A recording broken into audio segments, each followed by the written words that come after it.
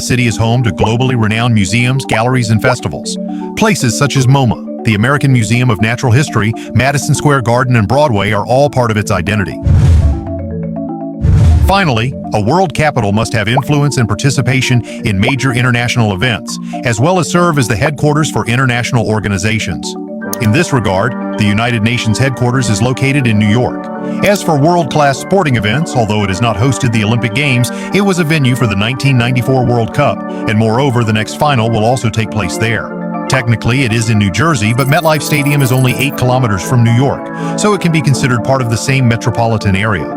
These 8 criteria are not something we invented ourselves. They come from researchers who analyze the concept of the global city, that is, what makes an urban center an important actor in world affairs. The point is that in every case, New York meets the requirements.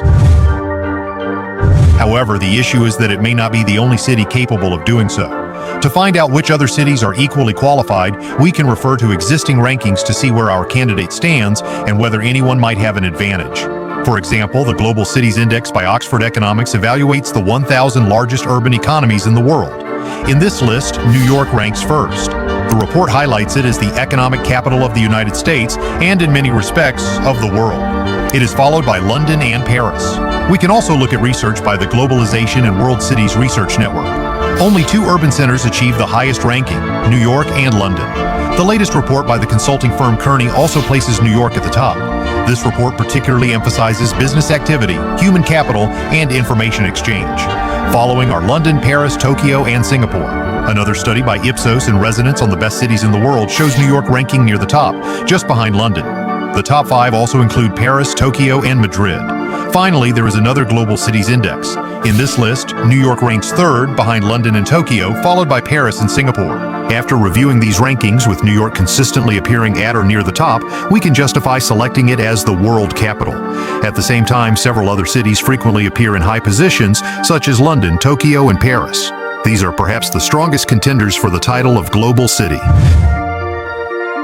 For example, in comparison, there are areas where New York clearly excels, particularly in finance and economics, where it stands out due to its immense level of production and exchange. It also ranks first if we consider a global city as a miniature version of the world. New York represents an extraordinary diversity of cultures and traditions, to the point that it is hard to imagine a more diverse place. Even in terms of culture, its influence is immense. Surely all of us can recall a film or series set there. However, there are also areas where it falls somewhat short. For example, in terms of political centrality.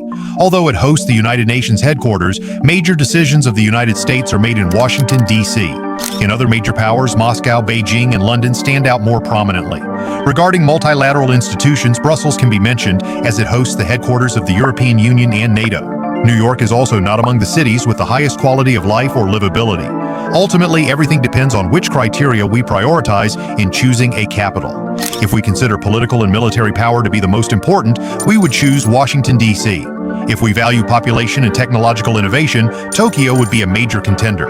If we emphasize cultural influence and tourism, Paris could compete. And if we evaluate all criteria comprehensively, the strongest rival is likely London. However, after considering everything, New York seems to embody all the elements of a global city.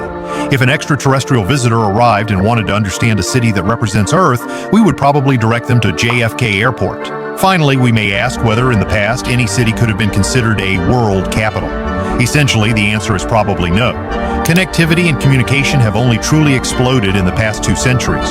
Before that, large cities may have existed, but their influence was regional rather than global.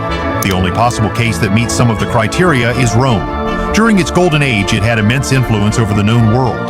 However, the world at that time was still highly fragmented. Europeans were not even aware of the existence of the Americas, making it very difficult to speak of a true global city. Later, during the Industrial Revolution, London played the role of the world center. However, in the early 20th century, a major rival began to emerge, and according to our criteria, eventually surpassed it. What do you think? Would you choose New York as the capital of Earth, or would you pick another city?